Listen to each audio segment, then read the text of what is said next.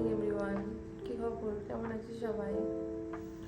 এখন বাজে হচ্ছে 4:10 মতো, আর আমরা উঠেছি সের জন্য। আজকে তো চোখই খুলছিল না, মাঝে মাঝে অনেক বেশি টায়ার্ড হয়ে গেলে তখন এরকম অবস্থা হয়। Hello, good morning everyone. 11:15 বেজে গেছে, ও সরি 11:30 বেজে গেছে, আর আমরা এখন উঠেছি। এই লোকটা এই যে আমাকে ঘোরায়, হ্যাঁ, এখন ও যাবে একটু অফিসে, আর আমার তো ঘরে কাজ আছে প্রচুর, হিজিবিজি হয়ে আছে চারিদিকে ঘর। ওকে, যাচ্ছে অফিস, বাই বাই। গাড়ি কপগুলো কাটো। হ্যাঁ, 500 টাকা রোজ না দিলে আমি করতে পারছি না, তুমি আমাকে ঠকাচ্ছ। বাজে 12:30 মতো, আর আমি প্রায় 12টা থেকে আমার পুরো কিচেন ক্লিন করছি। 1 মাসের বেশি হয়ে গেছে, 1.5 মাস হয়ে গেছে আমি কিচেনটা একদম ক্লিন করছি না। আমি চেষ্টা করি মাসে অন্তত একবার করে ডিপ ক্লিন করার, আগে সপ্তাহে করতাম, তো যেটা ভীষণ কষ্ট হয়ে যেত, এত জিনিস সব সরিয়ে, তো সেটা আমি এখন মাসে করছি। তো আজকে জাস্ট করা শুরু করেছি, এইসবগুলো জাস্ট ক্লিন করে রাখলাম, এটা পুরোটা করতে হবে এখন। প্রচণ্ড কষ্ট হয় রোজার মাসে করতে, কিন্তু এত বেশি তেল চিটচিটে হয়ে গেছে রান্নাঘরটা যে না করলে আর থাকাও যাচ্ছে না।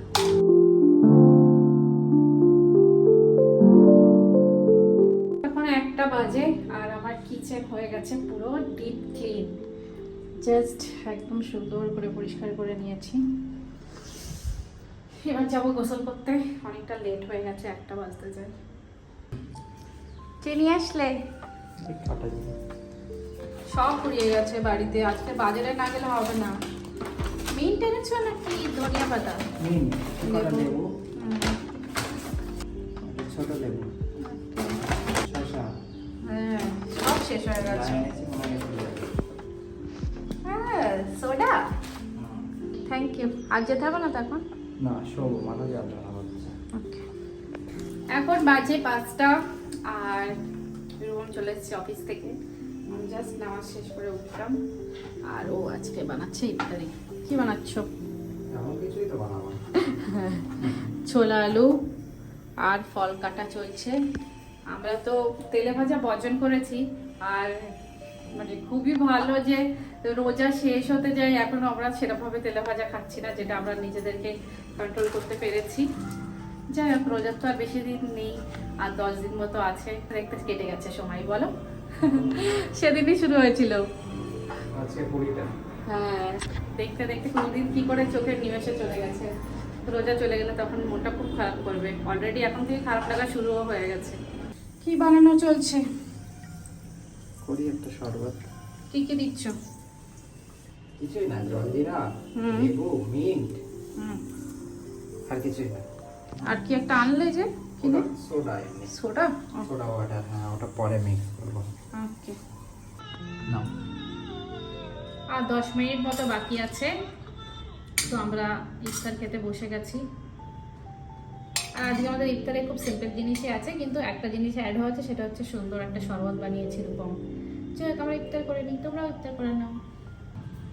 বলো, কোথায় যাচ্ছি আমরা? একটু বাজার করতে যাবো আমরা, অনেক আমরা বছর যাই না, অনেক বছর যাই হোক।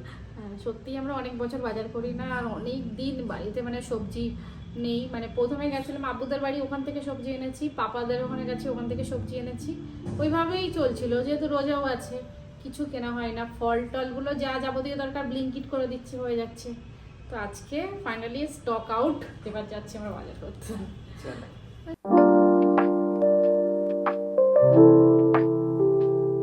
আমরা প্রায় 500 বছর পরে গেছিলাম বাজার করতে, আর প্রথমেই গেছিলাম মাছের বাজারে, এত ভালো ভালো মাছ ছিল। তারপর মাছ কিনে আরও টুকটাক জিনিসপত্র কেনা ছিল, সেটাই কিনছিলাম। আর রূপম কিন্তু এখন বাজার করতে অনেক বেশি প্রো হয়ে গেছে। তারপরে আমরা গেছিলাম মিয়ামোড়েতে লাড্ডু অভিযানে, কিন্তু লাড্ডু পাইনি, কি দুঃখ আমার। এখন বাজে 7:42, আমরা তো বাজার থেকে চলে এসেছি অনেকক্ষণ আগেই। আর আজকে আমার ক্রেভিং হয়েছে দুটো জিনিসের, একটা হচ্ছে লাড্ডু, আর একটা হচ্ছে আইসক্রিমের, চকলেট আইসক্রিম, মানে কর্নেটো যেটা। তো প্রথমত লাড্ডু আমরা খুঁজেই পাইনি কোথাও মার্কেটে। মিয়ামোড়ে গেছি, মঞ্জিরিসে গেছি, কোথাও লোকাল কোনো দোকানেও নেই, বলেছে যে কি এখন নাকি কোনো হলদিরামসের লাড্ডু আসবে না। হ্যাঁ, লাড্ডু পাচ্ছিলাম না, আইসক্রিমও পাচ্ছিলাম না, তো বেচারা কোথা দিয়ে খুঁজে খুঁজে কোন কোন মেয়ে ওরা গেছিলে গো? অনেকটা দূরে। কোথায় গেছিলে? সত্যি কথা বলতে ওখানে 4 পিস ছিল। 4 পিস 4 পিস নিয়েছে। কিন্তু কোথা থেকে? আমরা তো মানে এই এখানে একটা পেলাম হাতিয়াড়া। অশ্বিনীনগরের কি হাতিয়াড়া? বাপরে, মানে সত্যি এত বেশি ক্রেভিং হচ্ছিল, আর একবার জাস্ট ওকে বললে ও ঠিক খুঁজে খুঁজে এখান থেকে নিয়ে দেবে। আর এটা হচ্ছে ওই রাস্তার জন্য। ওকে, ঠিক আছে। কি মাথা শান্ত হয়েছে খেয়ে? ভালো লাগছে? একটা লাড্ডুর একটা ভীষণ ক্রেভিং হচ্ছিল। আমি লাড্ডু খুব পছন্দ করি, কিন্তু ক্রেভিংটা সবসময় হয় না। মজা, অনেক মজা। আমরা এখন একটু চা খাবো। চা খাচ্ছি অনেকদিন পরে। আজকে ক্রেভিং ডে, শুধু এটা ওটা ক্রেভিং হচ্ছে। অনেক নামাজও আছে, আবার অনেক রান্নাও আছে, আবার ক্রেভিং এর জন্য অনেক খাবার দাবারও কিনতে হচ্ছে। হ্যাঁ, আজকে ভীষণ একদম টাফ শিডিউল, একদম সময় নেই হাতে।